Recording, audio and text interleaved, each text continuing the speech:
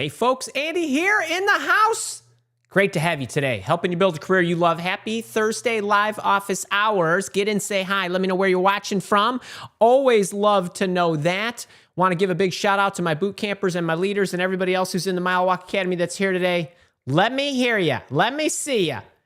Andy, what's up? Brad, how you doing? Fox, Leanna, how are you? Roger, Debbie E, Michelle, Kelly Kennedy, what's up?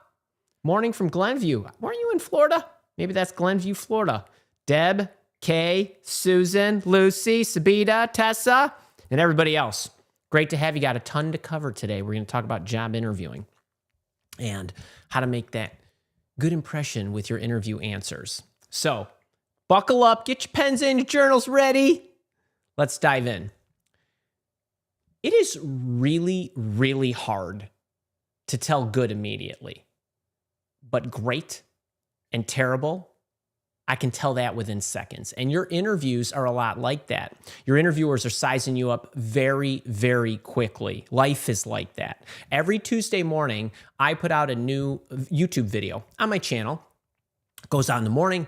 The end of the day, end of the work day, when I'm doing my reflection, I go into the YouTube studio. I look at it to see the analytics. And when I say I look to see the analytics, there's only one metric that I actually look at, the first 60-second retention rate.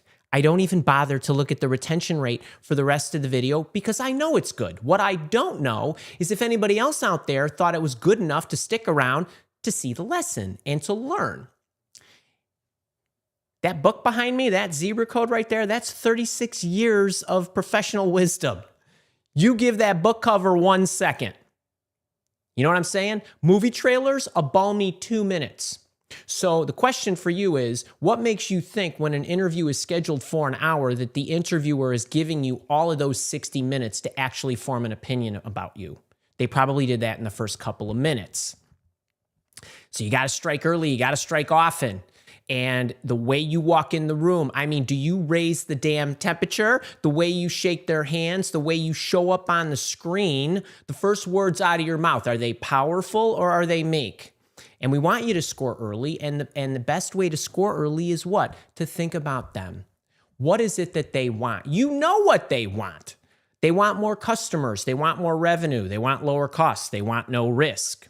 The only question that they have is, have you solved the problem that's standing in their way of getting that? Who gets what I'm saying? Right? And so if that is the case, why not come out early with that? Why not make that first thing on your list? So how do we do that? All right, let's go. Let's talk about the here's how. So that's what today's all about, is how, when we respond to their questions, not just in the beginning or the first few minutes of the interview, but each time you start over with a new question or a new set of dialogue, how do you score early? That's what today's all about. I'm going to teach you what that is, what to come out with, why it's so important, and the mistakes that you're going to make. So I'm grateful that you're here with me, whether you're here with me live on a Thursday or watching this on a recording on a Tuesday or whenever, whatever day of the week it is. I'm always grateful to have you. So I got some note cards like I usually do. Spent a lot of time putting these together.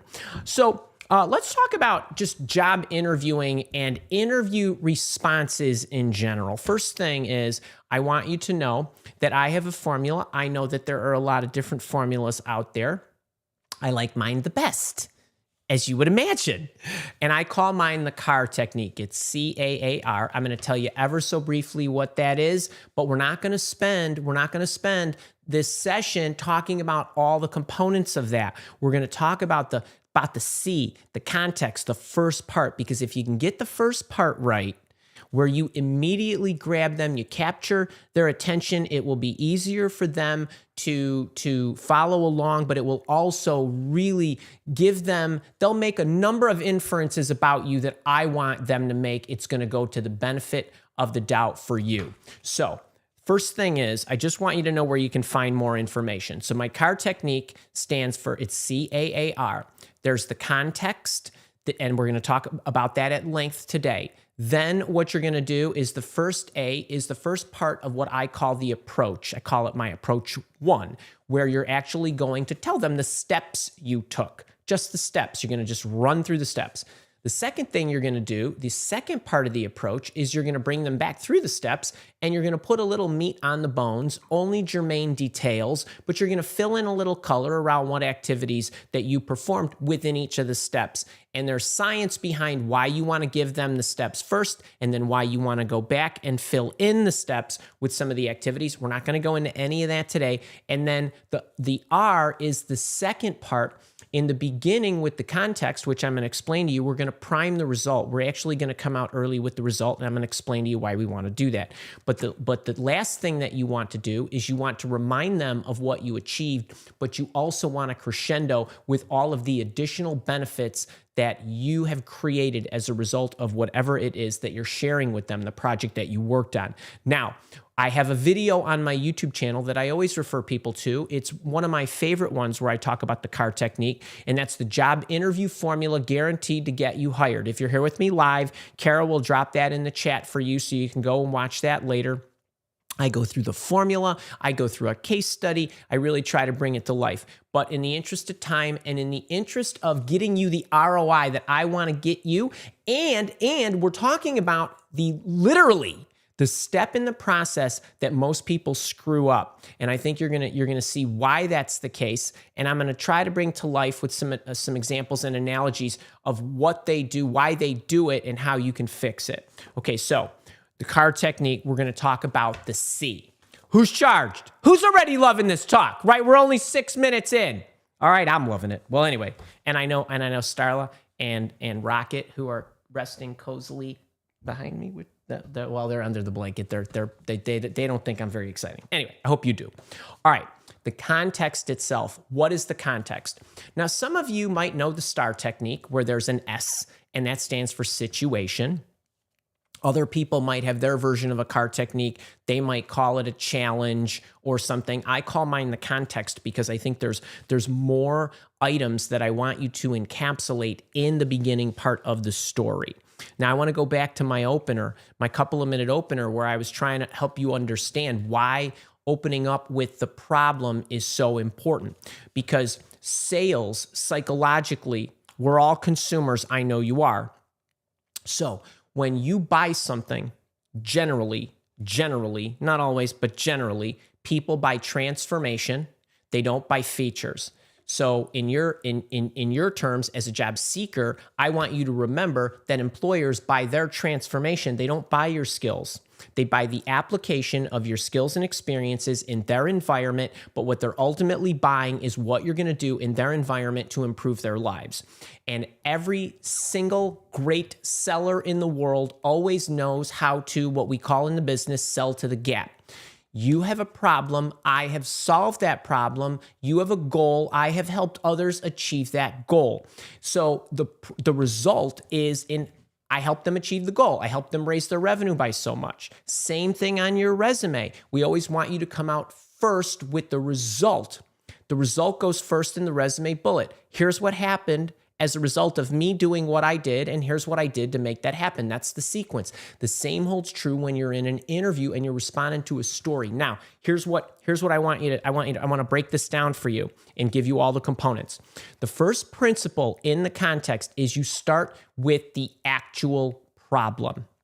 Okay, wait. I'm going to go through this painstakingly slow, and if you think that what I'm saying is obvious, I'm telling you, not with hundreds of data points, with thousands of individual data points, meaning me coaching individuals, that people absolutely struggle with this, okay? And I'm going to try to bring this to life. So you want to start with the actual problem, or because I didn't want to take up another quote card or here a little index card, or the opportunity or the aspiration.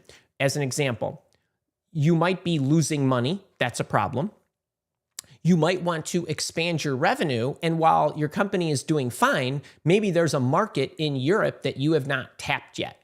So while that's technically not a problem, it's an opportunity. Same thing, but it's what is the actual business problem? Okay, that's point number one. And then point number two is we want to show or help the listener understand, based on what the result or opportunity is, what you actually made happen or what you were attempting to make happen? Why do we want to do this first? Well, the first thing is the result is the most captivating element of your story.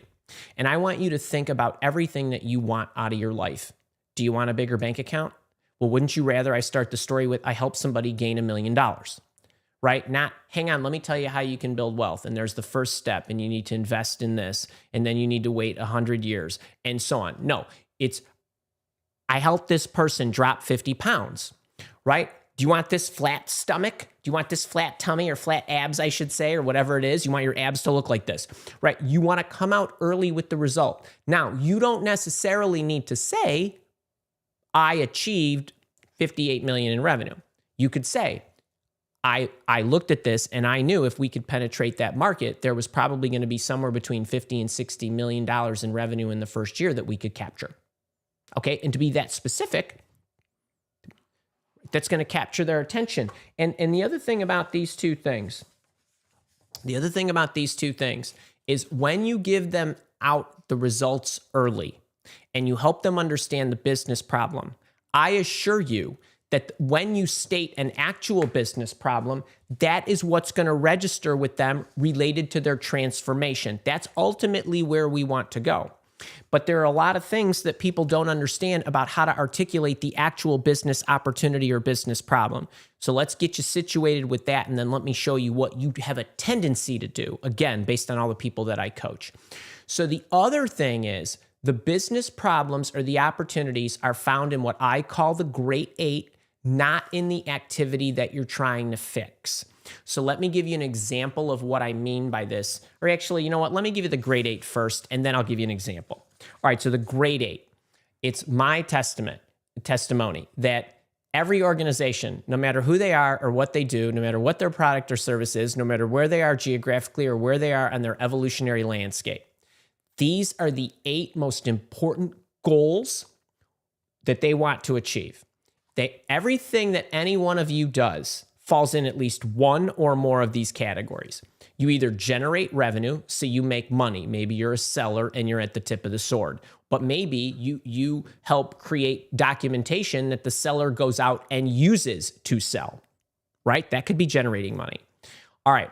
You help your organization market themselves, increase their brand awareness. You could do that many different ways. You could be on the marketing team, and all of you have these types of Great Eight goals in alignment with your positions, but you also could be the engineer who is working on optimizing the website so that you show up higher in the Google search rankings. Well, that's also increasing your marketability. So there are many facets to this.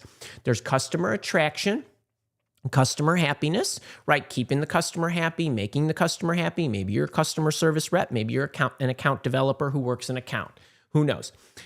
There's company growth. So elements of anything that has to do with organic or inorganic growth of an organization. It could be mergers and acquisitions, an IPO, a divestiture. It could be a number of things. And I would also lump in company growth, risk management, compliance, accounting, auditing, any legal, anything that well positions the company or creates compliance or reduces risk would fall into this category. Then there's employee happiness. I think you get what that is. Some of you might be on the HR team working on employee happiness. Others of you might be managers who are managing a team who need to work on employee happiness. So you can come at this from many different angles. There's cost reduction from a perspective of saving expenses. Are you somebody in the accounting team who's evaluating opportunities for reduction in costs? Are you in the purchasing department evaluating the vendors and optimizing and optimizing them, as well as the contractual agreements that you have for what you're paying and getting better volume discounts? That's saving money.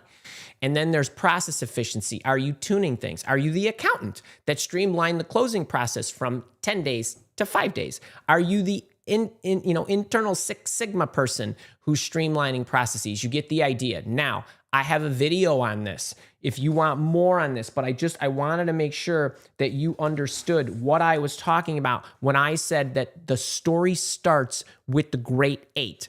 So if you want more on the Great 8, there's a video out there, 8 ways to show your value as an employee. You're welcome to go and watch that. But now I want to help make it a little more clear what I mean when I say start with the problem.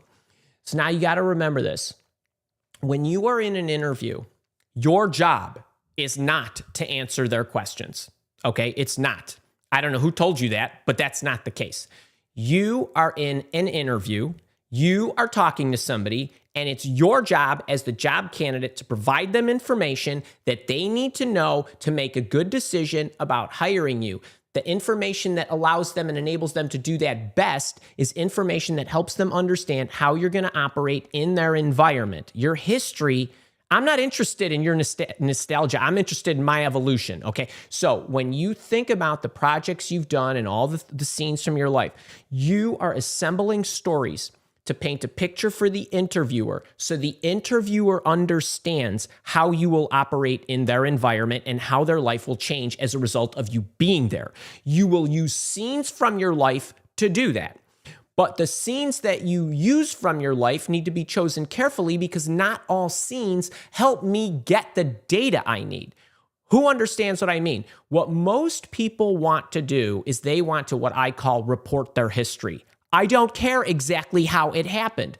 I need you to be able to tell a story that elicits feelings from me that gets me to project how you'll operate in my environment based on insight you want to share with me about how you would do something and how you know to do that. That's it.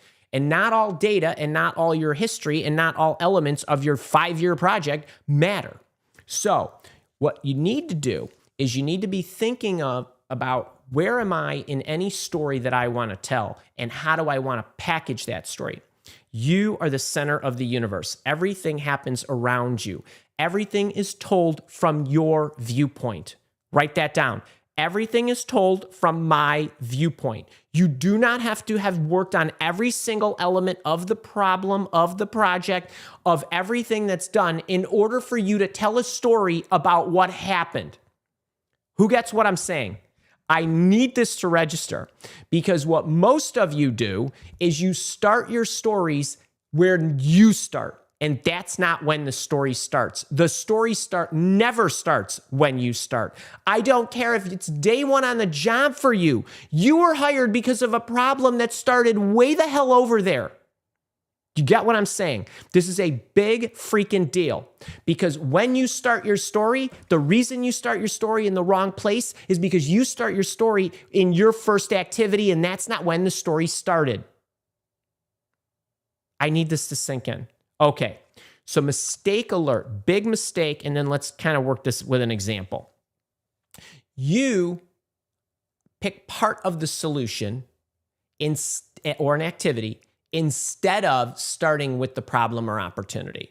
So I was coaching this woman. I've used this maybe a time or two over the past, couple of weeks because it's fresh on my mind and I love the story. This woman, Vivian, came to me. She needed some interview coaching. She's in my job search coaching program. And so these job search coaching program members can access me for individual coaching sessions. She came to me and she wanted to work on what we call a power story. And a power story is nothing more than the most representative story that you have in your background that aligns to what you would be doing in the future at your prospective employer. So when I coach people, I don't want them to read me their story. I don't want them to tell me their story. I want to ask them questions, and I want to get their minds focused on exactly where I want their minds to be focused so that they start the story in the right place and they go through the story in a right and orderly fashion. So when I said to Vivian, okay, what was the problem? And she said, we had these 2 systems and they weren't connected and talking to each other. I said, that's not the problem. Go back further. Why were you even looking at this in the first place? And she said, well, people were paying claims that shouldn't have been paid because the systems weren't talking to each other. Now we're getting somewhere. Well, what are we talking about? Well, you got claims people who pay claims, and medical claims were being paid and they were being paid at rates that they shouldn't have been, and they were being paid when they shouldn't have been because the medical system wasn't talking to the drug system, so the claims adjudicator didn't have a holistic view of what the benefits should have been based on deductibles and what was paid and this and that and so on. So, okay, well, how much money was being paid in claims that shouldn't have been paid? She said $50 million. Okay, now we've got the problem. The problem isn't the systems aren't talking to each other. That's just where it's broken. The story starts with what? With the business problem because we were losing money. Okay, we're losing money that we shouldn't have been losing. We shouldn't have been paying claims to these people or reimbursing doctors at these rates or whatever it was. Now, when she got in there to look at it, she discovered the reason they were being paid incorrectly was because the systems weren't talking to each other. That is a symptom, and that's an activity that she's going to work on to integrate the systems. Get what I'm saying? Okay, so, well, your story doesn't start with, oh, so I got called in because I needed to hook these two systems together. Okay, do you see the difference? She had nothing to do with the 50 million. She's the cleaner. She's the hero in the story. And by the way, all of you, none of you created the problem. If you ever tell a story where you talk about the problem you created, I'm going to come to your interview and I'm going to tackle you because no interview of yours ever has room for any story like that. Something happened. There was a problem or an opportunity. In came you with the cape and the big S on your chest, okay? That's the way the story goes. So I want you to now think, where did the story start? Where was the real problem? Why was I doing this in the first place? The only reason Vivian was asked to investigate this is because they realized they were paying claims they shouldn't have been paying. Okay? Get me? I really need this. I really need this. I need this to register because this is what you do. Because every coaching session that I ever have, people start in the third chapter, and that's not where the story starts. And why do you want to do it this way? Well, number one, it's the right sales technique. But number two, it gives you importance, it gives you heft, it captures and keeps their attention. So the first part of the context is what's the business problem? In as grand a fashion as you can make it, as detailed as you can make it. If you say, well, we had this customer and they were going to leave us, I get nothing. I feel nothing. Now, while you are sniffing around the business problem, you've not given me any color of the gravity of the situation. It was our largest customer. They paid us $9.6 million in service fees last year, and they were upset. Okay, now we're getting somewhere. I'd really love to know what percentage of your total portfolio they are. Right. So as much detail as you possibly can. That's the first part. The second part of the context is not only what was the business problem, but you're foreshadowing the result. There was 50 million in overpaid claims. I'm telling you, without telling you, I solved that. So I'm going to save us 50 million right off the top. You foreshadow the result. And then the third part is you want to make sure that you were taking the opportunity to clarify exactly why you were selected or took it upon yourself or whatever. I was chosen because. Use this word. Literally use the word because. Insert whatever skills and experiences you would like to keyword stuff verbally in the beginning of your answer. Okay, so Vivian could say there was $50 million in claims that shouldn't have been paid. They asked me to investigate it because they suspected that there was something broken with these systems. And since I have run 15 different data blah blah projects using this software in these functions, I was the one selected to investigate this. Since I have opened markets in the European countries, I was selected because I've done that for 3 other companies. So what you're doing is you're very quickly getting to rationalize or justify why you were selected. This gives you a chance to go, right? I've got all the goods, and I literally want you to state exactly not only why you were chosen, but I want you to match it to what is being asked for in the job description. So now what they're hearing is, oh, she's got this skill. Oh, she's got that skill. Oh, she's got this trait.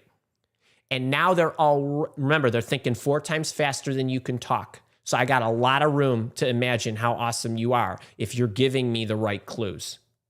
Okay? So don't forget this. This is the segue that links you from the context part into the first part of the approach. So now you might be wondering, how long does this take? It takes 15 to 20 seconds. If you can't get this in 15 to 20 seconds, you've got a ton of dead weight in your story. Okay, if you want to say 15 seconds to paint the picture and 5 seconds or 10 seconds to paint the keywords, that's fine too. But generally speaking, if it's taking you longer to get to the business problem, to immediately convey, I have solved the exact problem that you want me to solve here. That's what you're saying. That's how you map it. I'll save you money. I'll optimize your systems. I know how to organize the data. I know where to look for the cracks. I know how to open the markets. I know how to build the sales team. I know how to count for the books. I know how to service the PCs. So all that's got to come out early. And if it's taking you longer, like Vivian's story, it only took me 7 seconds. We timed it of how fast she could say her context before she gets into her segue. So if you can't get it done in 20 seconds, then I'm telling you, it's like you putting together a 6-page resume. You've got a lot of dead weight in there that is not painting a crystal clear picture and getting right to the point of the business problem that they need to understand that you fixed. Okay? And then why do I want you to do this? Well, I started to tease this before, but why does all of this work? Why does starting with the big business problem or the opportunity, then priming the result, meaning foreshadowing what you already fixed, and segueing with the keywords of your skills and experiences that are music to their ears because you're matching up what they want to hear. Why does that work? Because number one, it immediately points them to how their life is going to change. If I went to you and I said, hey, let me tell you a story. I've got a job search coaching program. I spent years sitting at this desk recording videos for you, and I outlined everything so perfect. And all you need to do is go and watch 400 hours of videos. And then after you watch the 400 hours of videos, I'm going to take you through some exercises. And then what you're going to do is you're going to have some questions for me, and I'm going to answer those questions. And then I'm going to get back to you. You're going to have the questions. You're going to channel it in. And then eventually, you're going to get a job, right? That's literally how you guys tell interview stories, or at least many of the people that I coach. It isn't about all the work that I did. It isn't about all of that. It's about you're going to find your job faster. You're going to get paid more, not only because you're going to interview better, but you're going to know how to negotiate your salary better. End of story. That's it. Then I say, well, how long have you been looking? And then you say 5 months, 5 weeks, 5 days. Okay. The 5-dayers are probably not in the same pain as the 5-weekers or the 5-monthers, right? So you have to get them right to the transformation. What's the outcome that happens as a result of me putting my system together and supporting you? It isn't what you're going to go through, or you don't need to relive every detail. Get right to their transformation. That's in the problem. It also shows them that you are a strategist in addition to a doer, because the signal you're sending is I'm a big picture thinker. I look holistically. Your story starts over there. You spent some time doing something over here, and the story continued on with the results and the benefits after you were done.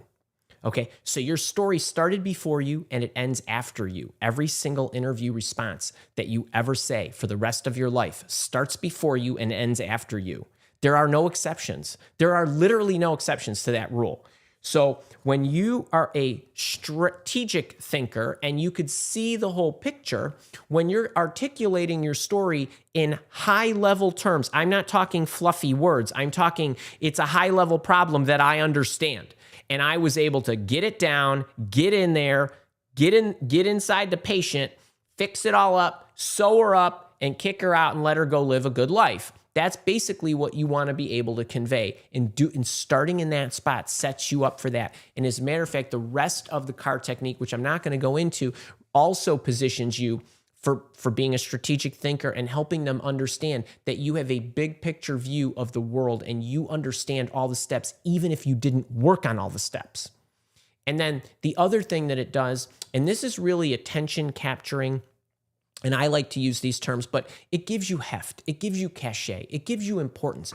Whoa, it's a $50 million project or problem that they entrusted Vivian in doing. She must be important.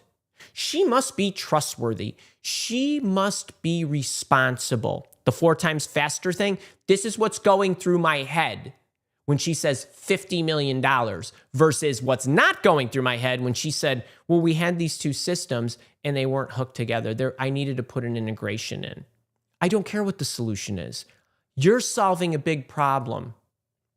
It doesn't matter how long it took you. It doesn't matter how much time. It doesn't matter how much money. It's the gravity and the level of the problem that you are solving that makes all the difference in the world. So that's what captures and keeps their attention. That's what makes them think you're important, trustworthy, responsible. You're going to deliver, right? You know what you're doing. You can examine big problems and big opportunities.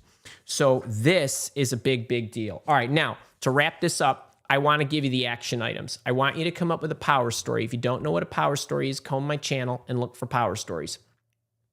This is the most relevant story that you've done in your past that maps to what your potential employer wants you to do in the future. The more skill sets that they will be able to deduce you have as a result of you telling a story, the better off you are, because you want to get that power story into the interview itself as early as possible, because this is what's going to get them the most excited about you and make them feel that you're the best match. I want you to identify the great 8 item or items that you're going to be speaking about. Start there. Then practice the opener and iterate until you can get it inside of 20 seconds. And 20 seconds is an absolute eternity when it comes to this.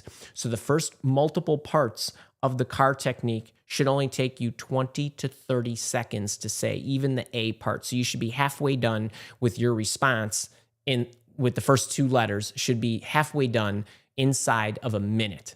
Easy. The A part, the first A part only takes 11 seconds to say. I know that for all of you because I've timed it.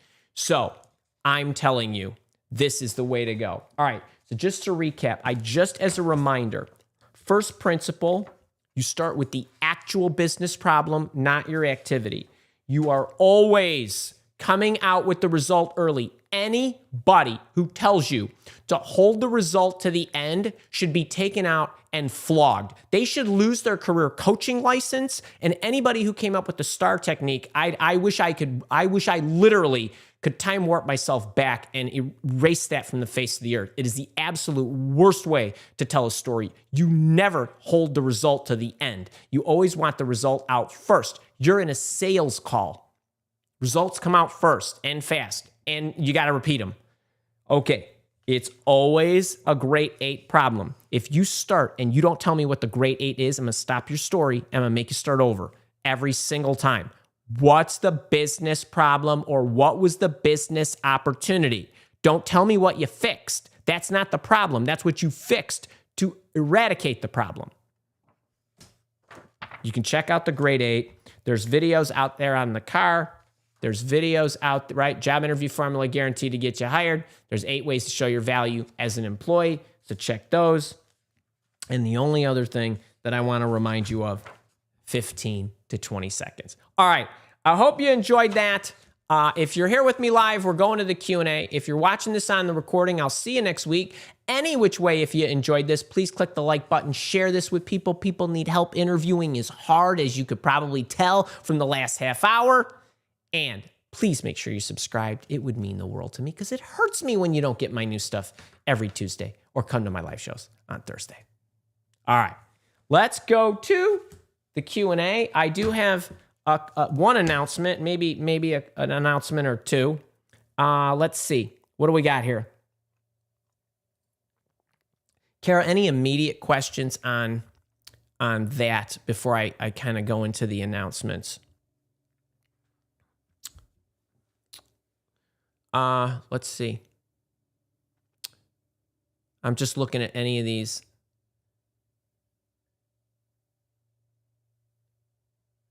All right, you know what? These are pretty good. I'm gonna get these right up early in the Q&A. That's Brody, Lucy, Rachel, Lisa, 321. What's up? Andrea, how are you? So we got some boot campers there. So I'm gonna get your questions out right away in the Q&A. But let me I want to offer up, just give me five more minutes here. Just a quick announcement on my job search coaching program. Kara, can you maybe put the job search coaching program link in the chat? This will only take a couple minutes because I'm not going to take you through everything, but I do want to let you know I am meeting with members of my job search coaching program tomorrow. We have at this moment 2 enrollment options available. There's an interactive service package, which is fabulous, and there's a VIP package, which has more stuff in it, as you can imagine. The mastermind we also have, but it's closed. There won't be a mastermind until next year. And the interactive service and the VIP packages both are on sale right now through tomorrow at 11 a.m. because at 11 a.m. Central Daylight tomorrow, I'm meeting with members of this program because in addition to getting all of the online assets to find their dream job and well position themselves to get paid what they deserve, we have different modalities that I supplement the teaching with. And so there's online support where they can ask me questions directly, via our system. But we also have, and in addition to that, we also have Andy AI, which is my digital clone, which they can access 24/7, which has been trained on all my teaching. But one of the really nice parts of this is we have about 30 group sessions throughout the year, every year, and you're welcome to come to any and all of them because with one enrollment, you become a member for life. And tomorrow is a teaching session. So those sessions tomorrow usually come in different formats. Sometimes I build training courses and then they join me for workshops. Sometimes we do role playing where I might be giving resume feedback or interview exchanging or role playing or building a story using the card technique. But tomorrow I'm actually teaching a technique called building your boss avatar. So some of you might be familiar with my boss hunting techniques, but I want to punch that up a bit for my boot campers.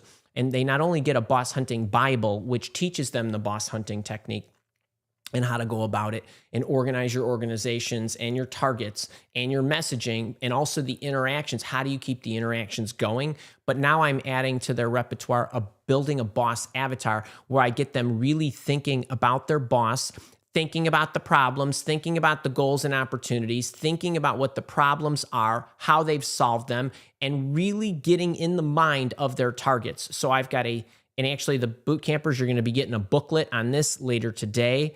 Download it in advance of tomorrow's session, but I'll be teaching you that at 11, and then we'll be doing some Q&A as well. Really, really, really a cool thing. But if you want just a very, very high level view, I've got a couple of slides here. If you bear with me, since we do have a little special going, it's called my job search coaching program. You might also hear me refer to it as the boot camp because inside of this universe, there is also a boot camp style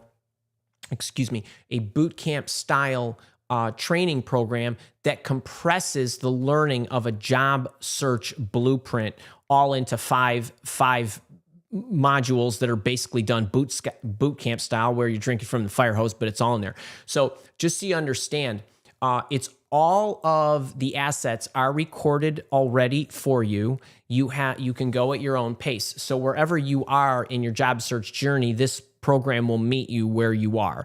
It has every imaginable online asset that you could ever think of and then a whole lot more. The other thing is I mentioned a few of the different supplemental modalities because not everybody loves learning asynchronously, and then they have questions along the way. So what you have at your disposal is online access to me where you can ask me your questions in a system, so that in real life, Andy. And then you also have Andy AI, which is Andy AI was born in March of 2024. So we've been using it for not quite a year and a half. It has been an absolute joy because Andy AI has been trained on all of my premium assets. So I want you to imagine a Chat GPT, only Andy GPT. And it's built from my brain. That's all of my premium programs, but all of my public insight where I've talked on YouTube and the podcast. Also, all of my books, Interview Intervention, the Zebra Code, the Hiring Prophecies, Out of Reach, all of those are in there too.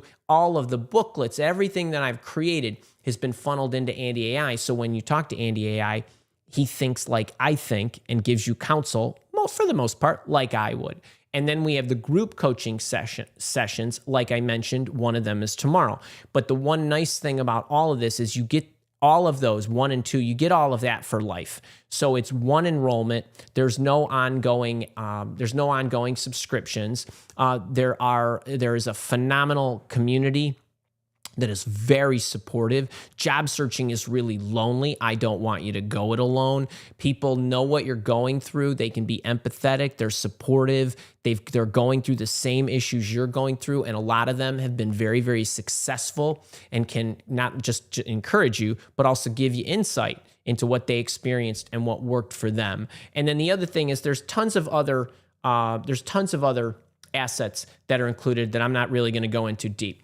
But the reason I call it the boot camp is because when we originally started this program in 2017, so 8 years ago, all I did was a boot camp live quarterly job search program where I taught all of the different pillars of a job search. So everything from getting started in the right place, marketing yourself effectively with your resume, your LinkedIn profile, and so on, bringing yourself to the market through job searching, interviewing, and salary negotiation. All of that is embodied in the job search bootcamp. So if you want to get a really great understanding of what a good job search looks like, all you need to do is watch those 5 modules. And then a lot of people do like to go deeper. So I have point solutions where I've created much more in-depth training of breaking down everything. So you get a resume writing workshop that alone sells for $500, the job search challenge and bringing yourself to market, everything from boss hunting and teammate hunting and recruiter hunting, everything that I want you to do, real job search activities, not shoving your resume into the applicant trashing system. All of that's in the job search challenge at a deep level. There's everything you could possibly want to know about interviewing and salary negotiation. There's a LinkedIn workshop as well. And then there's the online support access in Andy AI, as I mentioned. I do offer one-to-one coaching, and you can grab that a la carte, but it is included in the VIP plan. I do resume reviews. These things are extra services. So anything that would require my time and my individual love and care for you is going to be a separate enrollment. So the lifetime access is for the online assets and the online coaching. The individual coaching or individual resume reviews is a separate enrollment. The VIPs do get a coaching session. They do get a resume review. They get a full marketing review where I look at all of their assets related to LinkedIn, their cover letters, their resume. I create a video for them. It's a tailored video, personalized with all of my changes, updates, comments, questions. That's a pretty cool thing as well. And so there are some other things. The mastermind is already closed, so that's not really available. But just to break down what you get, in either the interactive package or the VIP package, you get lifetime access, you get all the assets, you get online support, you get Andy AI, you get the group coaching, you get all those colorful cards with all those training programs. Now, one-to-one coaching is $649. If you grab one at checkout, you can get a bit of a discount on that in your first one. If you're an interactive member and you want to take one, you can grab one. The VIPs get one. The VIPs get the marketing review. If you're in the interactive service, I give you an estimate if you want a resume review. So we don't have a standard price because it does depend on how much surgery your resume will require. There's a career accelerator. I like to throw in a bonus for the VIPs because I want them to be positioned to start their job effectively once they get it. So that's another $500. There's the mastermind, which is closed. But to give you an idea, the normal price is $12.99 for the base package, the interactive package. You get all of those things that are checked. Today through tomorrow, it's $300 off, so you're going to get it for $9.99. And the VIP package is normally $3,000, but you can get it for $2,700. But what I like to do from time to time, I don't always do this, but right now I know a lot of you are struggling. So what I want to do for anybody who just wants to at least get in the program at the base package, the interactive package, if you join me by tomorrow, I will give you the Career Accelerator bonus to position you for your first 90 days, for also position you for your promotion. This is a really nice 5-module packet where I also talk about my idea generation, my excellence planning that I do to help you actually come up with needle-moving ideas. I talk with you about how to plan and run your day, your organizational skills, and also performance reviews are a big deal. So I want that first year for you to be really, really good. So I'll throw this $500 product in as long as you get in before tomorrow at 11. So that's really all I wanted to say on this because I really want to save a lot of time for Q&A. I'm sure you've got a lot of questions from the package, but it's a really, really fun program. I know job searching stinks. It's lonely. I know $1,000 on the surface that's a lot of money. And I'm not saying that's not a lot of money, but I don't ever look at anything in my life when it comes to pure cost because the value of that is what's really important. And I've always thought my job is not to lower my prices so that more people will buy them. It's to create value that's so overwhelmingly positive that I can put a rate out there that is a good rate and somebody will consider it valuable based on what they are getting and what it's going to do for them. And if you're wondering what $1,000 looks like, I mean, if you earn $50,000 a year, you earn $1,000 a week. Meaning if you've been out of work for a week, that's $1,000 you're losing.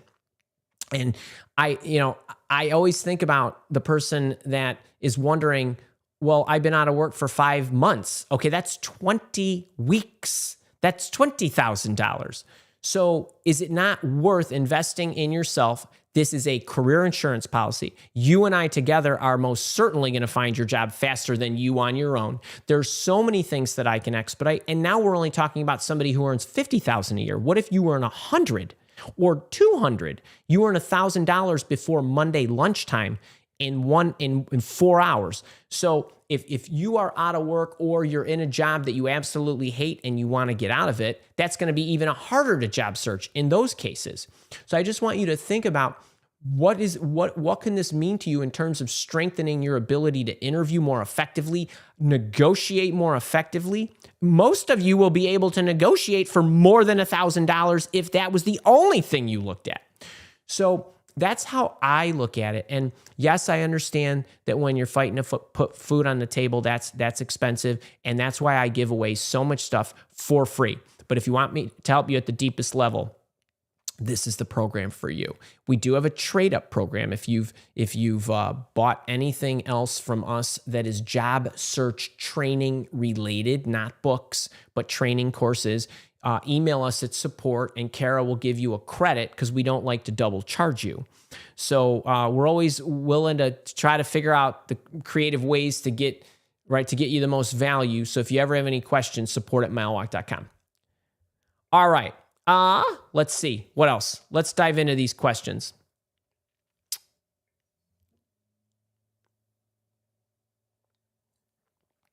Let's see. Brad Kilgore. What is boss hunting? Great question. It's actually just like it sounds. So what most people do is they assume that they need to apply online for a job. That's one of the worst ways to actually attain an interview and in turn a job. The fastest way to attain a job is to go call one of your friends and have your friends hire you. But if you're not fortunate enough to have a best buddy or a best gal pal that works at one of your potential employers, boss hunting is the next best way to go, because bosses will always be on the lookout for great talent. They are the ones that care most about building their team. They are the ones that can say yes to you. Recruiters, they can say yes to get you through the screen, but mostly they can say no as well. So I have boss hunting techniques that I've created, and even free cover letters that I will give you if you're interested in learning more about it. And there are loads of boss hunting videos on my channel. But if you want to learn the tactic about going directly to the boss, there are videos that are free, and there's a booklet with a couple templates that are free.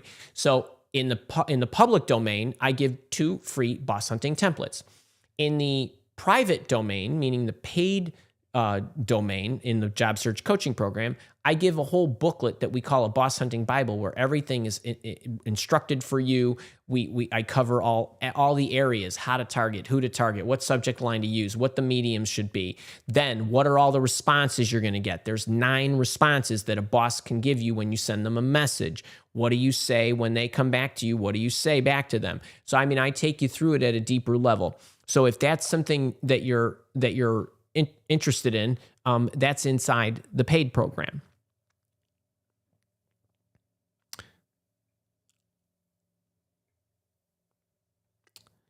Sarosh, that you find it hard to get through all the material, then just go through the boot camp. Just go through the boot camp. And if you I'm all about marketing and testing.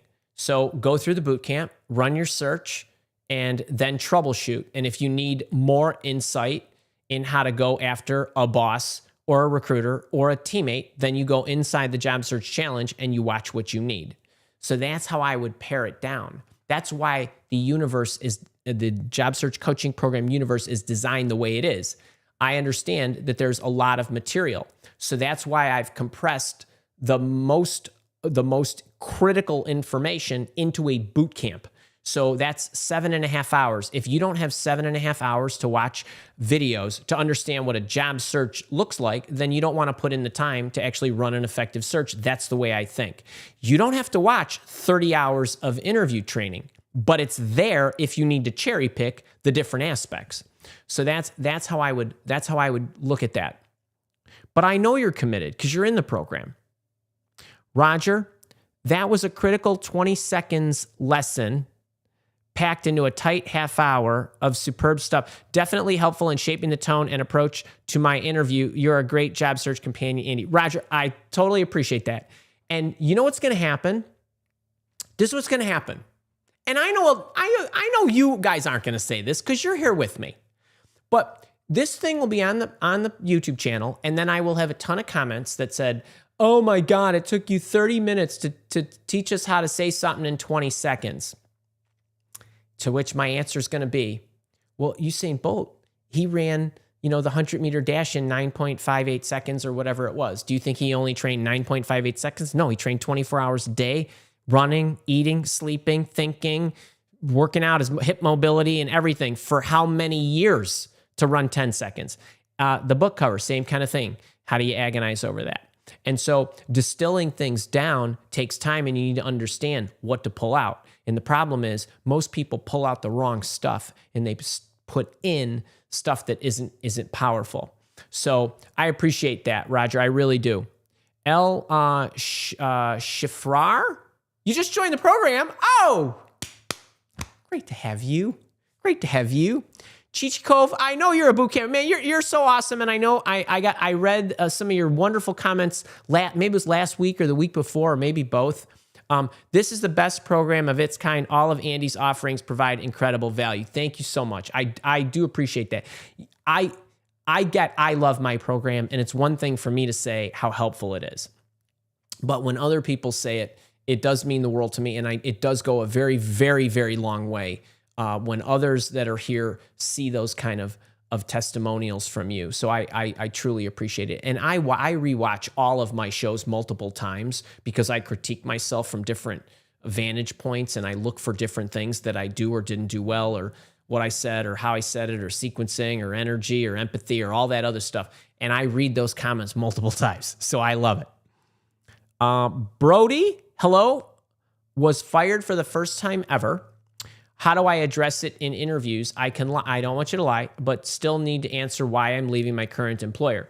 Well, what I don't know is why you were fired. So you could have been fired because they let the whole team go. You could have been fired because they wanted you to come in the office and you couldn't do that because you had family obligations or your life is revolving around remote work. It could be that they were offshoring your unit. It could be any number of things. And here's the one thing that I will tell you, since I don't know the exact rationale or reason behind that. Remember this. The longer you work, there's multiple things to consider. The longer you work, the greater the likelihood that something like this will happen.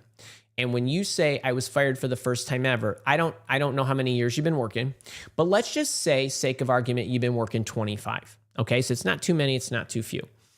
If I'm looking at your resume, and here I got Brody's resume, and I'm going up and down the resume, and I'm like 5 years, 3 years, 7 years, 5 years, and then you got let go. You're a great employee. In aggregate, I look at, you've had a great run. So something happened in this particular situation, and in the context of you holistically, it's not that big a deal. If that you would have said to me, I was fired, and then I got another job, I was fired, and I was fired like 4 times in a row, well, then it's a real problem. Then we have to go about it differently. But you didn't say that. And so I don't know what to tell you as far as how to explain you were fired, but what I will tell you is don't worry too much about it. Second thing is you want to make the shortest explanation possible. Whenever you are in defense mode, so anytime you are explaining yourself, anytime, meaning, why did you leave that employer? Any of that kind of stuff, right? These kind of questions where you now have to explain why you did that. Or I transitioned from this job. Why did you leave that company to go to that company? When they ask you silly questions like this, you want those over as fast as possible. And you want them to be as specific as what I basically call a shutdown explanation, where there's no reason for them to ask a follow-up question. So without knowing the exact answer, it's hard to tell you, but that's the way I would look at all of that.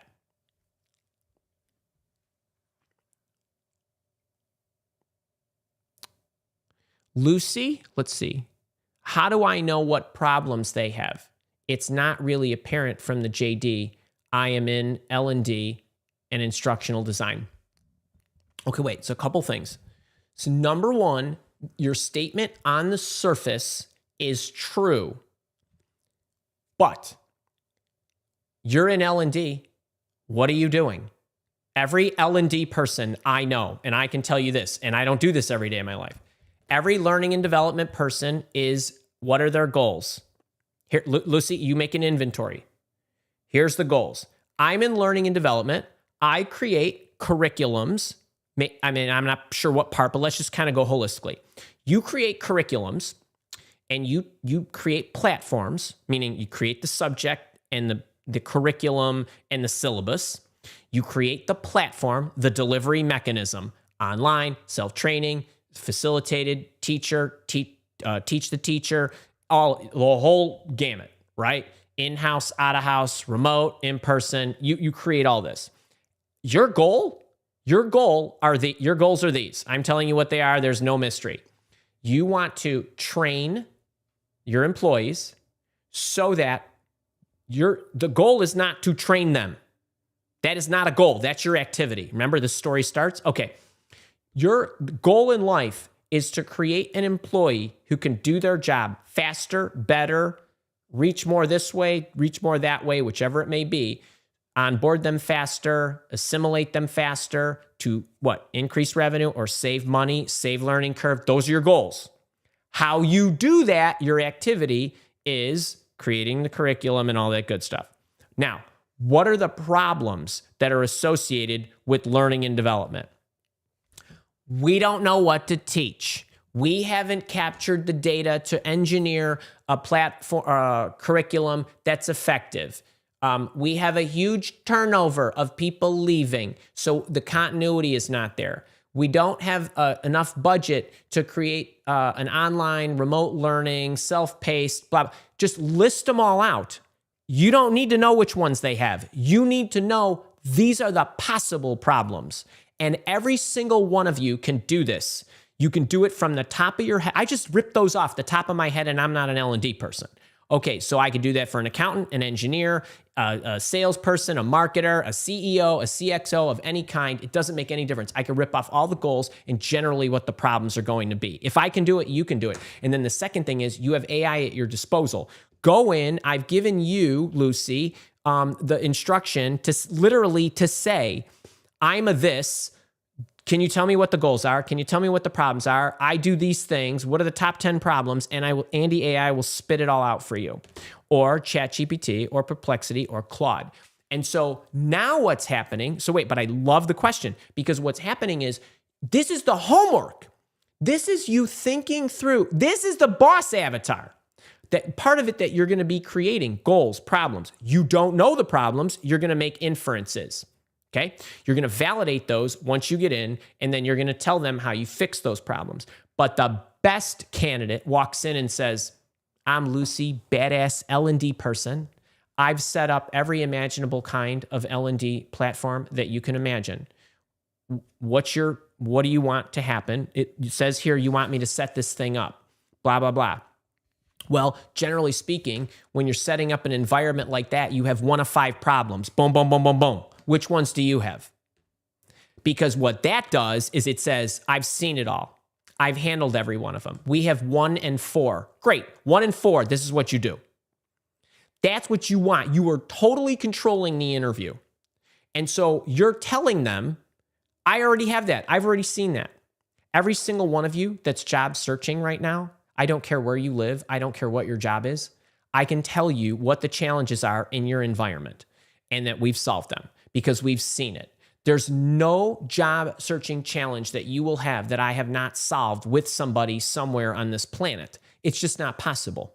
There's just too many people that have been through the program that I've worked with. So when you go in, however many L&D platforms you've set up for whomever you were doing it, maybe you were doing it as a consultant who was hiring you to come in and do it. Maybe you were doing it as an in-house person and you were hired and you were an L&D corporate person who was responsible for all the training or all the whatever. And so what you're doing as a job candidate is you are anticipating what their likely problems are. So when I create, one thing here. Okay, this is what I want you to think about. I didn't show you guys this today because I wanted to be brief on my sales message, okay? But there's a page that you can go to, and this is my program, okay? You got whatever, you got the 22 hours. And on here, there is this button that says check out the stories, okay? And on this page, you're gonna see people from all over the place. This person's problem was, I hadn't searched in 36 years. I was overwhelmed, confused. I didn't have a network. I was older. Okay. This person's problem was she was her own business owner. That's a different problem. These two women have the same goal. You follow me? Different problems. These people were all new out of school.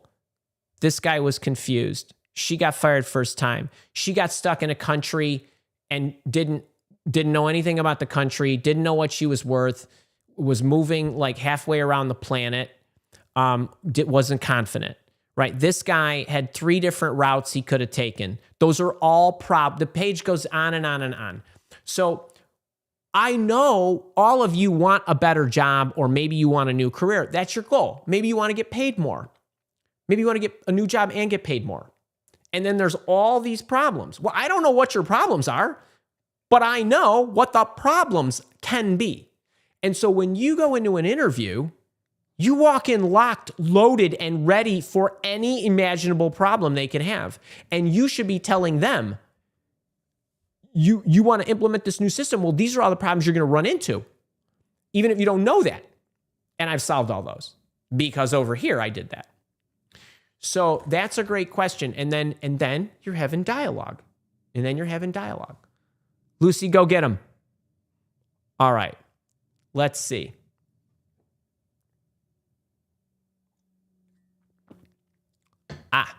Rachel, what if I was the owner of a business so all the problems and solutions stem from me? I am looking for a job where I would be an employee. Rachel, I'm a business owner. Every single problem I introduced on purpose. So what do I mean? Well, I was an executive recruiter from 2004, and it was all the way to 2020. And because I had some overlap, because I wanted to transition to this aspect of my career. In 2015, I decided as a business owner that I wanted to create an arm of Mile Walk. My recruitment firm is called Mile Walk Inc.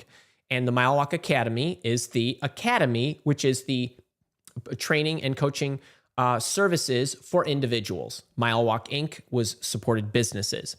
And so I, as the business owner, I work toward every aspiration. Okay, first problem I had was nobody knew me as a career coach. Problem one. The problem was I had a branding problem. Awesome. I'm going to fix the branding problem. When I fix the branding problem, and I solved it by giving away free stuff for a year, templates, thank you messages, the resume writing, all this stuff, okay? Interview stuff, did some videos. Now people know Andy as a career coach. Then I had a marketing problem. I had to sell something. I had to market it. Okay, then I had a sales problem. Then the more I sold, I had a services problem. The more people you sell, then I solve that this way. So every business owner and every employee is working toward the next problem. What I don't want you to say, maybe you asked that right when I said, don't ever start a story with, I screwed something up. I didn't screw anything up. I'm iterating at every problem and every hurdle to overcome it to reach the next level. That's all we do. By the way, another way to say it, all of us, all we do all day long is solve problems. I don't mean that in a negative way.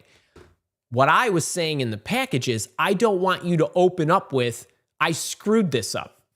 So you never screwed it up. I didn't screw up my branding. I had a challenge to rebrand. I then had a challenge to learn how to sell a product and service I'd never sold before to a customer type I'd never sold anything to before. I didn't know anything about email copywriting. So I want you to think of it that way. If you're a business owner, the problems and solutions, this is what I'm working toward. This is the challenge I had to overcome in order to attain that. That's all.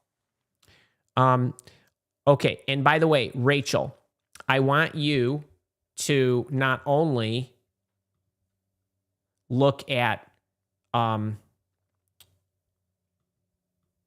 want you to look at Jana's case study, and I also want you to look at, can you tell we have a lot of people, Jana. So Jana was an entrepreneur as well. It's about a half an hour. She'll take you through all the lessons. And up top, Jane, this is a fantastic one too. So those are free. Just go check them out. And there's a ton of lessons that you can learn from those two. We have a lot of people in the program that are like that. Lisa321, what's up? Sometimes I have skills that are transferable to a position. I do not actually do the exact same thing, so I have to let them see how my skills apply. Is that accurate? Any different thoughts? So I want you to think about. So Lisa Williams is asking, I have transferable skills, but it's not the exact. What I did is not the exact project or same thing. So I have to let them see how my skills apply. Is that accurate? So you need to get the most analogous thing that you can. Okay, so you're Lisa Williams, you're a change management specialist, right? If memory serves me. So when you are telling a story, you are talking about a transformative project that you did. So when you tell a story, now notwithstanding what I said about the segue piece, remember in this part of the talk, I said there was a segue where you're going to actually be specific about, oh, Jesus. You're actually going to be specific about, I was chosen because. You're going to say, I was chosen because I'd run large-scale change management initiatives for technical transformation or process reengineering projects or whatever it was.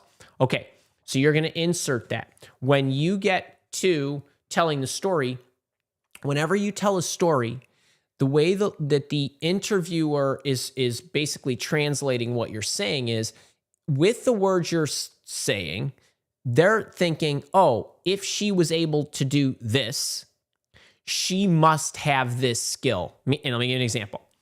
If you say, well, this project I ran, we had 1,200 users that needed to be educated. We needed to socialize the changes. We needed to get their buy-in. We needed to retrain them. We needed to get sign-off. We needed, okay, blah, blah, blah, blah, blah, right? Whatever you're doing. What's going through the interviewer's mind is, oh, if she can run a project of that size and she could get that many people to buy in, she must be influential. She must know how to influence without authority. She must be organized in her Now, if you're talking in an organized fashion, they're deducing your communication skills while you're talking about something that's very specific. And so what's happening is they're saying, oh, I could see how they'd listen to her. Oh, she seems really organized. I bet she's really buttoned up. Wow, she knows her stuff. That's what's going through their head. And so any of you that are doing any of this, your skill sets after you get out of the segue and into the storytelling, oh God, are deduced, if that makes sense. So whatever that you are saying, you want to try to align what you need them to elicit from your story. You want to align that to the job description.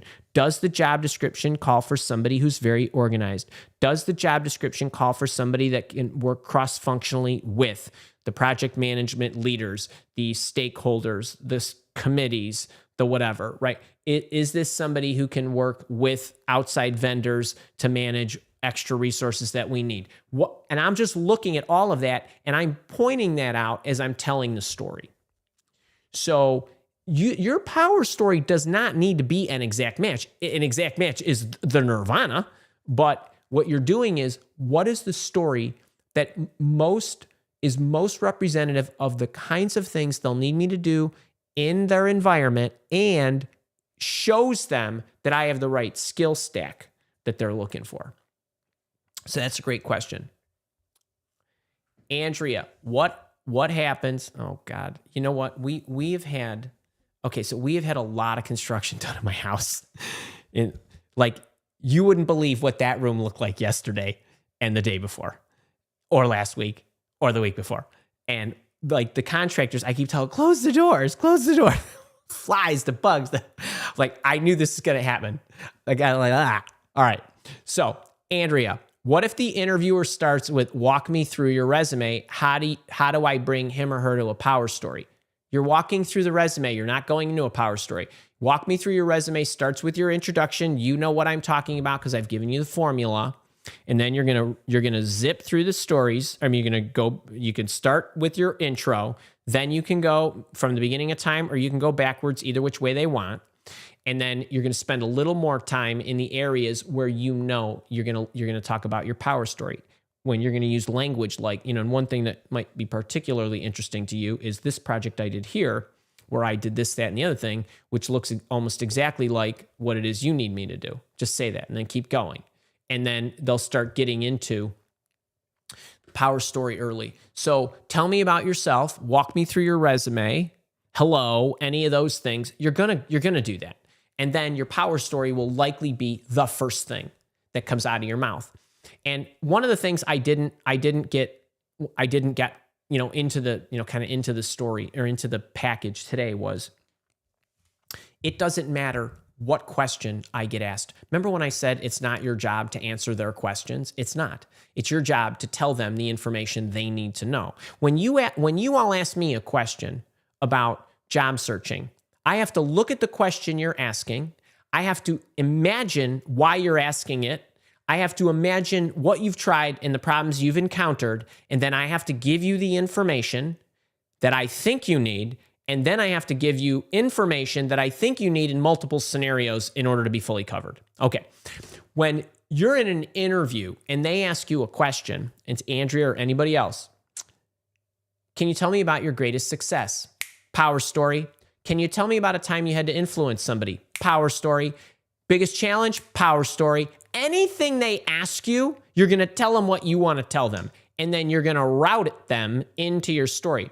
Well, one of the, Lisa Williams, let's go back to you. Well, one of the times that was really challenging was I had a 1,200 person transformation project.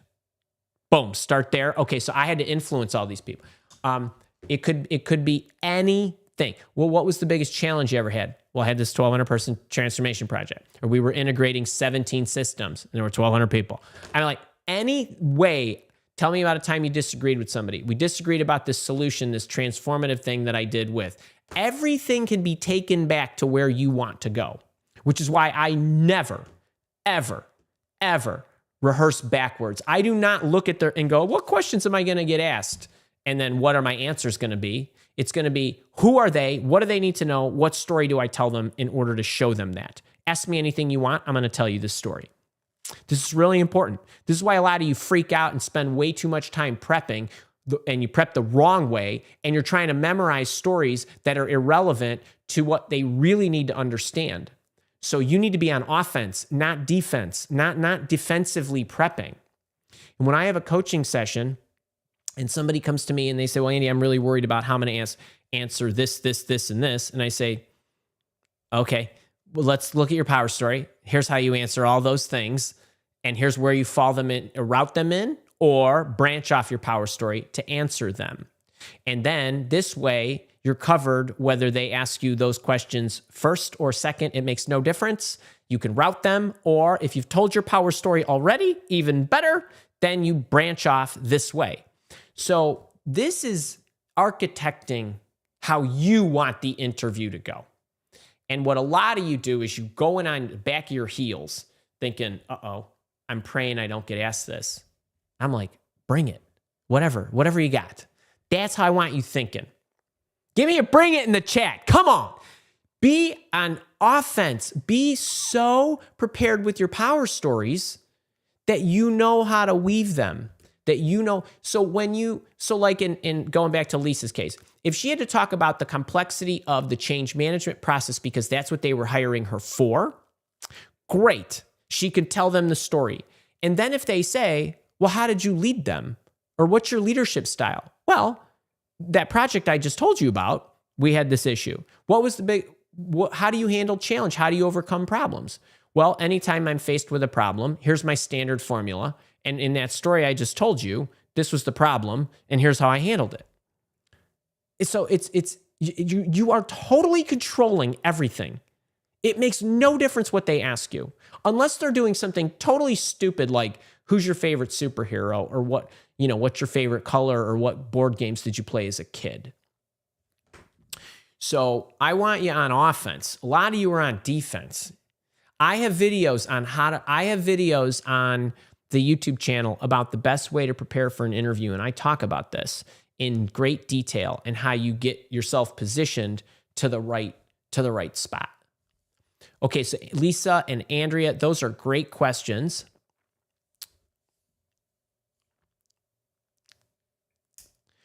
Michelle Mitchell, what advice would you give a career changer to have a strong message out of the gate to kick off the interview with energy and showing that you have relatable skills? Oh yeah, first thing is, it's going to be a little different depending on how you got the interview. If somebody hand walked you in and said, Michelle is changing careers and she used to be a marketer and now she's going to be a product developer or whatever it is, and they know that, then there's going to be some dialogue around, okay, how do you see this position? Why do you want to be a product developer? And then I immediately would point to something that is inarguable that you know to be true about why you want to do that. That's if somebody investigates you that way. Meaning, so when I became a career coach, if somebody said, well, Andy, Why'd you want to become a career coach? We'll hire you as a career coach. Why do you want to be a career coach? And then I would talk about my mission, about I believe that throughout my life, I've always had more interest and spent a lot of time helping people grow their careers. I believe, here's my mission, here's what I want to do. And I've noticed that throughout my career, these are the things that match up with me wanting to do that and the skill sets that I have and so on. That's if I'm in that kind of dialogue. The other kind of dialogue could be analogous projects that you have, meaning, and I don't know what you're changing to or what you're changing from, and some of you are taking mild pivots, and some of you are doing like whole right turns, and you're gonna approach this totally differently depending on how hard of a turn you're taking.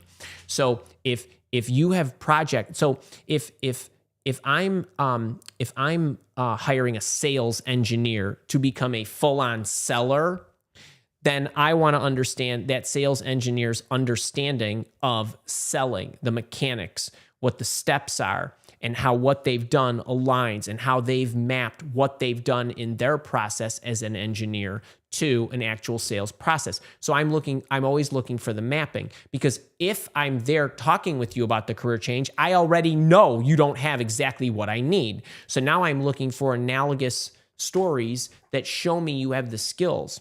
So somebody who is a great project manager that has organizational skills, customer interaction skills, can run the committees, can handle the stakeholders, can manage the staff, can look at all the vendors and the integrations and all that, has an array of skills that I can tap into depending on where that project manager wants to go. So that project manager would lean on all of the base, what I would call even career skills, because the project management itself has a lot of foundational skills that transcend project management, and the communication skills and all these other things. So it depends what kind of discussion you're in, how it was set up, and how big a gap there is between you and them. Now, if you're in a situation where you're taking a total left turn, and you're willing to start at the bottom, then all I care about is the foundational traits that you have, how you approach problem solving, really what you're passionate about, how your customer service levels, those kinds of things.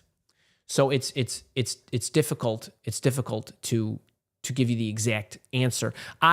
It's so easy for me when I'm working one-to-one with a career changer, when we can go back and forth and they can tell me exactly, but it's hard when I don't have all of the information, because there's so many different scenarios for a career changer that create issues that are not the same for somebody who's making a simple company change. All right.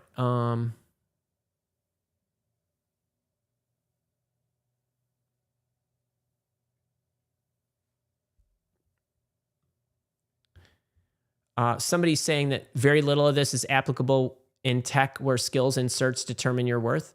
Being a good storyteller is irrelevant or treated with suspicion. I would tell you that that's flat out not true.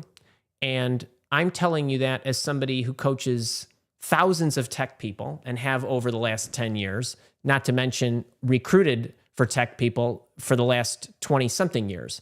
So while I appreciate your tech skills are important, and you go through tech screens and you might have to develop software and they want to see certifications, those are mere screening credentials. That's all I will say on that. Warbirds, boot camper interviewing with a department you'd be working with. After intros, should you ask about their needs up front to tailor the interview, since it would be more focused on their department? Okay, so if you're interviewing with a department that you'd be working with, it's likely they're going to ask you a question first. And so after the intros, I would just take your cue from them, and then I would ask them, or if when they ask you a question, I would go into your power story, and it's A-okay during your power story if you're asking them what problems they have. But I don't know that I would do anything differently than all the other ways that I've coached you. After the intros, let them ask you a question and go. Let's see, Lisa Williams. Why would one ask for a signing bonus when is one applicable? So I'm wondering if there's more to it, more to your question. There's nothing wrong with asking for a signing bonus. In many cases, companies will offer them without you asking. I'm assuming you're wondering, why would I ask for a signing bonus and not more salary? Is that, Lisa Williams, is that what you're asking me?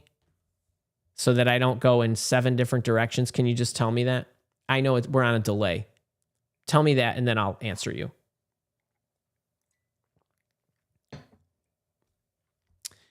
Assuming that that's what you mean is, okay.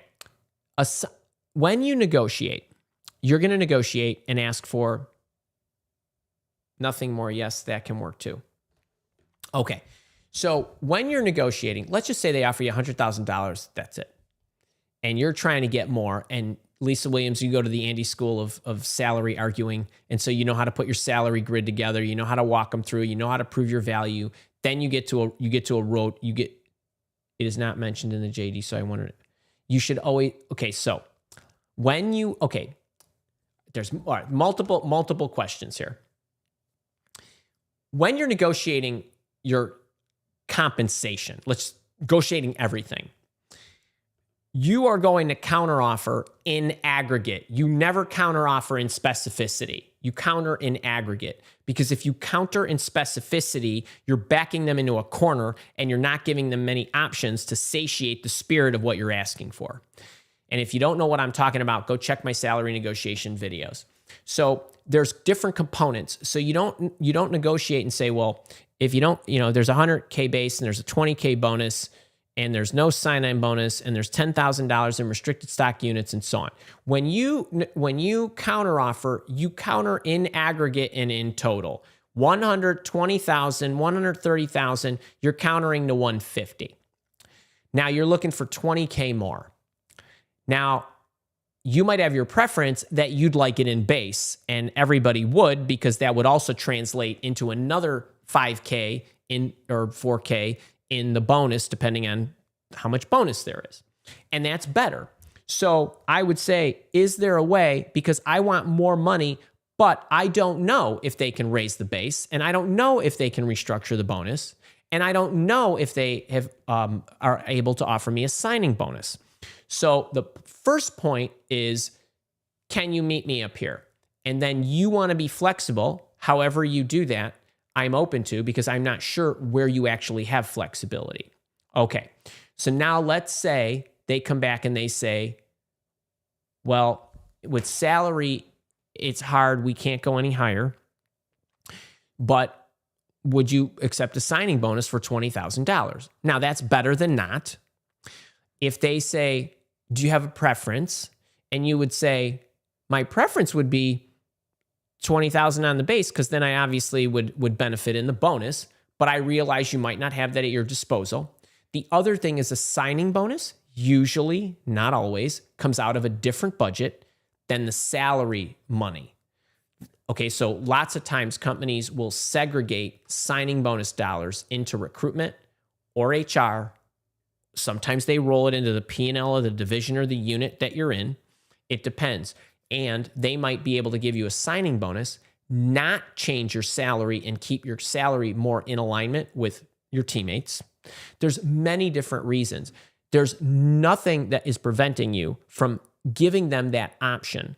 So if you say to them, I'm open to how you help me get the extra 20, because I want to be flexible, and if you do that, I'm willing to sign here.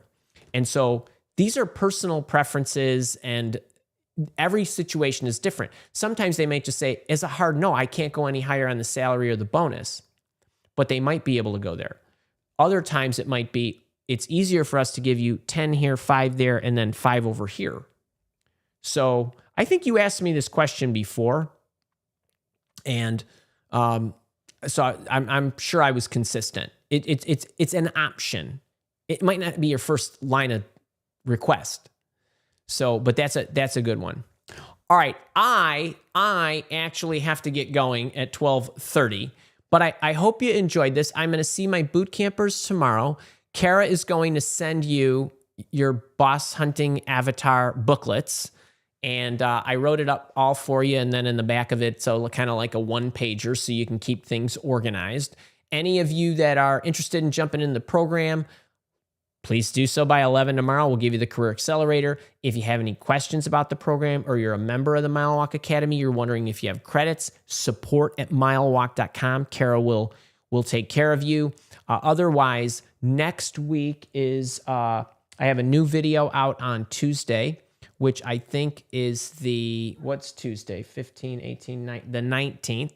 We're here on the 21st. I'm going to talk to you at live office hours about how to give a presentation in a job interview. What are the components that I would pull together to align how you match the job description?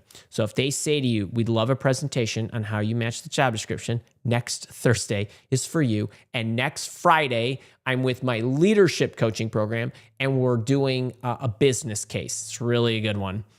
We did it a couple years ago, and it was a big hit. But how do you actually sell your ideas using a business case, statement of work? How do you make sure that your ideas get implemented in your businesses? So I love you all. Thank you so much for showing up. I hope you enjoyed it. If you did, make sure to click the like button. Please subscribe to the station. Share this. People need help. Otherwise, I'll see my boot campers tomorrow. Everybody else, have a great weekend.